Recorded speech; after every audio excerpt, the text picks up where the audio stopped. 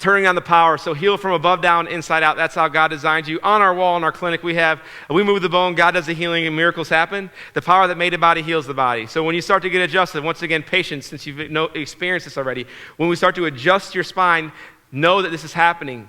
Know this is happening. And what starts to happen over time is you start to become more sensitive to your body. You start to listen to your body more. For those of you who've been getting adjusted for a year or more, 5 years or more, for me it's 9 years or more, when I feel like I'm going to be sick before I'm actually sick. Who's with me? Patients that get adjusted regularly. Okay, 10 people, which is awesome. So you actually, okay, I know I'm going to get sick before I'm actually sick. Could you imagine that? Like I feel run down before I'm actually sick. So you catch it, right? And so that's what starts to happen. We start to listen to our body. We start to be more sensitive. Essential number 3, the biggest thing is, once again, Time Magazine. I have some stock in that. I'm joking. The secret killer, inflammation. Inflammation is one of the biggest issues. So when it comes to nutrition, we are literally interfering with our body's ability to heal by putting bad junk in our body, right? If we have a Lamborghini, why would you put water in it, right? You're going to put the best fuel in there, right? So our body needs good things in and good things out. We've all heard of that, but we just don't do it. So here's some top things that really cause inflammation from a food standpoint in the body. Food sensitivities are a warning sign that something's wrong with the body. There never used to be peanut tables when we were growing up. You guys realize that? Gluten is not something that just got introduced 10 years ago either. Gluten was in wheat when we were kids, okay? There's things that were there when we were kids that now people have food sensitivities to. Dairy is another one, dairy, right? It's so prevalent, it's a warning sign that if your body can't handle food, whether it's good or bad, if it can't handle even like peanuts, dairy, and gluten, if we can't respond well to that, that's a warning sign. Something's not right. We should be able to handle an ice cream cone sometimes, right? We should be able to handle a piece of bread sometimes, okay? We should be able to handle peanuts sometimes without our immune system going crazy and having an anaphylactic shock, right? We should be able to handle that. Toxicity, bad foods, hydrogenated vegetable oils, canola oil, those things cause inflammation in the body, and those are what we call bad fats, okay? Bad fats. So what can we do? We got to remove sugar. Patients, raise your hand if you've ever done this before, removing sugar from your diet. Patients, everybody, raise your hand if you've removed sugar. You're really mean for 2 weeks, okay? So when you remove sugar, you got to add vegetables. I know it's a crazy concept. If it tastes like you just cut the grass, it's probably good, okay? It's probably good for you. It's probably killing cancer, okay? And guess what? The first couple of times, you got to choke it down. Who's been there? Anyone choked down the green stuff before? Yeah, and you feel good about yourself afterwards, right? But it takes you back to that time in college when you took a shot of vodka. It's like, wait, this is green, right? That was bad. So listen here, guys. We got to remove sugar, add vegetables, and make sure you get enough water, okay? Like I did. I poured it on my coat earlier. That was awesome. So make sure you drink about half of your body weight in ounces of water per day.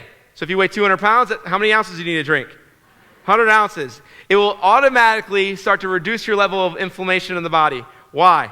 Because our body's made up of 60 to 70% water, kind of important. We also mistake thirst for hunger, which is another problem too. And what happens is that our body's trying to detox itself. The lymphatic system, our gut, everything like that is trying to detox our body without us even thinking about it. And we need water to do that. We need water to do that. Think about the Mississippi River. If the water's high, it's moving what? Fast or slow? Moving fast. So if it's low, it moves what? Slower. So if we have more water in our body, things are going to be moving out of the system faster. So make sure you have water. You got to have water, guys. I know it's such a simple principle, but women are really poor at it. Another one is we got to have the right types of fatty acids in the body. We have to have the right balance of fatty acids in the body. So a normal fatty acid ratio is anywhere from 1-to-1 ratio or 4-to-1 ratio. Ideally, it's 2-to-1 ratio. It's right in between there. So omega-6 to omega-3 should be a 2-to-1 ratio. Now, people will say we get a lot of omega-6 from breads, crackers, and chips, bad oils, and this is the problem, is that we are getting too many omega-6s, but they're not healthy omega-6s. We're not getting it from sunflower seeds, right, or pumpkin seeds. We're not getting omega-6s from those, right? So understand that we need to have a balance, but the average American is a 25-to-1 ratio of omega-6 to omega-3. So what do we need? We need a good omega what? 3, right? And then cut out all the bad omega-6s, processed, boxed breads, crackers, and chips, okay? So it causes inflammation of the body. It really affects especially women, menstrual cycle, greatly affects that. is when we lack essential fatty acids. So one of the things we always recommend, especially for women who have reproductive organ issues, is fatty acids. You need healthy omega-3s. Now, if you're getting 4 to 5 servings of fatty acids, of fatty fish per week, then you're good, right? How many people eat 5 servings of fatty fish per week? If you do, you're awesome. I'm going to have you come up here. This is great. But not many people do that. It's hard to, okay? So that's one of the things that you need to make sure you're doing. There's 2 supplements that you found that are your foundation of having a strong immune system and being healthy. Fish oils is one of them. You get what you pay for. Don't go to Sam's and buy a year's supply for $10. It's probably not good, okay? The big jugs are not good, okay? And if it's chewable with sugar around it, it's probably not good. You with me? So you want to make sure that you have a good, healthy omega-3. And another supplement is vitamin D3, which we'll talk about today, okay? Let's go forward here. Colon health. So gut flora. Gut flora provides protection from infection. That means what's in your gut, okay? And our immune system is controlled. About 80% of our gut dictates the health of our immune system. Most of us, if we grew up in the antibiotic age, like I did, which is if everything was bad, if a kid comes in with a runny nose or ear infections, everything needs antibiotics, okay? Thank God that the American Pediatrician Association has now said that antibiotics for ear infections is not actually a good decision. Sorry, moms, I know it's hard. Because what do antibiotics do, though? They make the kid feel better. Because what do? They bring down inflammation. But this is the problem, is that about 70% of ear infections are viral. So that means antibiotics don't really fix it. So have you ever heard or met a kid that has reoccurring ear infections? Meaning you'll feel better, and then a month later it will happen again. It's because we treated it with an antibiotic, but it was actually a viral infection. If we actually let the body heal and not weaken his what? Gut, which antibiotics do, what would have happened to the ear infection, you think? The body would have what? Killed it. It would have fighted it off. See, that was me as a kid. I had chronic ear infections. Chronic. I was on antibiotics for 15 years straight of my life. Not because my parents hate me, because they love me. My mom's a nurse. So they said, oh, you have ear infections? Well, we're going to put 3 sets of tubes in your ears. The second one didn't work, so the third one would. And they said, okay, well, you have ear infections, so we're going to try the next round of antibiotics and see if that one works. And guess what? It never worked, right? It never worked. So my gut over time got messed up. Got messed up from all the antibiotics I was on. So antibiotics is one of the most dangerous things. One of the most dangerous things about antibiotics because it affects our gut lining. It affects our gut wall. Right? So if you have to take antibiotics for a certain reason, make sure that you're taking a probiotic to boost that up, right? Also eat, things that are fermented. That also helps. And just don't go for the thing that's marketed on TV with probiotics in the yogurt because there's usually sugar in there too, okay? So you got to be careful with that. So here, when we look at the core plan and the advanced plan, there's 2 different types of food plans that you're going to want to look at. One is the core plan. So this is a little bit more of the healthy breads, breads, crackers and chips, the quinoa, brown rice. That's what this would fall under. So 15 to 25% of your diet is carbohydrates, not 80%. 15 to 25% of protein is what you want to get in your daily intake. And then also more fat. So about 60% of your daily intake should be fat. Weird, right? Fat's not bad, right? Fat's supposed to help you. When we have reduced fat Pop-Tarts and microwavable popcorn, we're headed down the wrong path. Reduced fat Pop-Tarts and microwavable popcorn, and we'll actually buy it. That's how bad it is. You get a whole meal for 5 grams of fat and 300 calories, right? And then what do? We nuke it in the microwave. Who's ever done that before? And your food tastes like plastic? Well, I wonder why. At least I'm skinny. Right? I mean, seriously, think about that. We're nuking our food to try to be on a diet. See, the thing is, guys, is our culture is so image-driven that we think that if we're skinny, we're healthy. That is a lie. That is a lie. If you're skinny, it doesn't mean you're healthy. It just means that you're not fat. That's all it means. That's it. So sometimes the healthiest people I've seen are not skinny people, right? They're moderately sized people. They're doing everything. This is what I will say. Do everything right with your lifestyle, everything that we're talking today, and guess what? Your weight's going to go where it needs to go.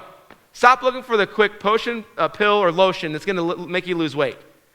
It's not going to happen. Why? Because our bodies are all differently designed. We're all designed a little differently, right? We have different body types, different body mass. So do not go by a BMI to dictate your health, right? It's a sign to show you where you're at, but it's not dictating your health, okay? You don't want to just have a lighter casket one day, okay? That's not good. Another thing is the advanced plan. This is the healing plan. This is for anybody who's ever had cancer, diabetes, heart disease, who wants to, if you want to prevent cancer, if you want to lose weight, get off medications, get rid of certain symptoms. The advanced plan is also called the healing plan. Now, less than 10% of your carbohydrates is what we want here, and your carbohydrates should be from vegetables, okay? No breads, crackers, or chips, because those turn to sugar. Most of us rely on sugar for energy. Most of us do.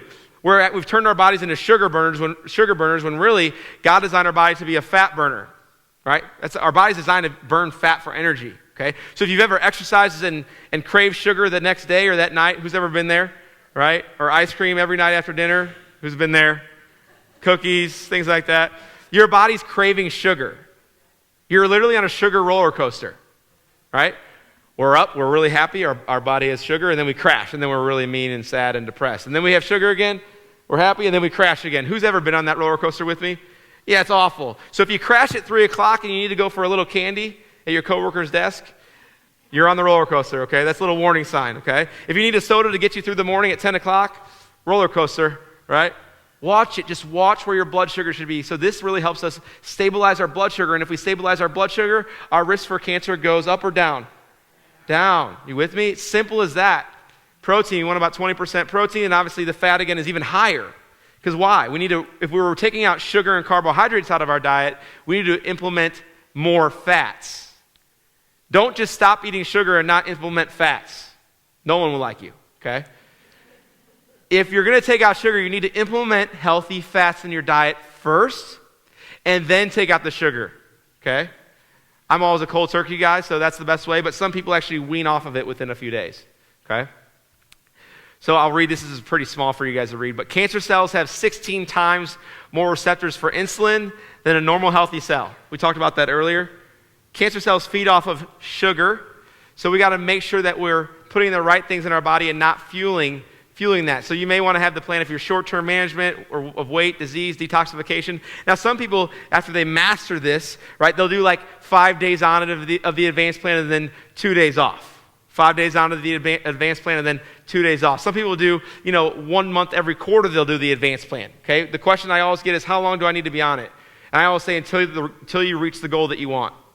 Some patients and some people that I know are on the advanced plan 90% of the time, 95% of the time. Because when they go off of it, their body's so sensitive to certain foods at that point that they hate the way they feel, right? So your body's actually trying to keep you healthy, so it will tell you how bad you did the day before, okay? That's just how it works. All right? So understand that there's a place for the advanced plan and healing plan, but it may not be for everybody all the time. You guys with me on that?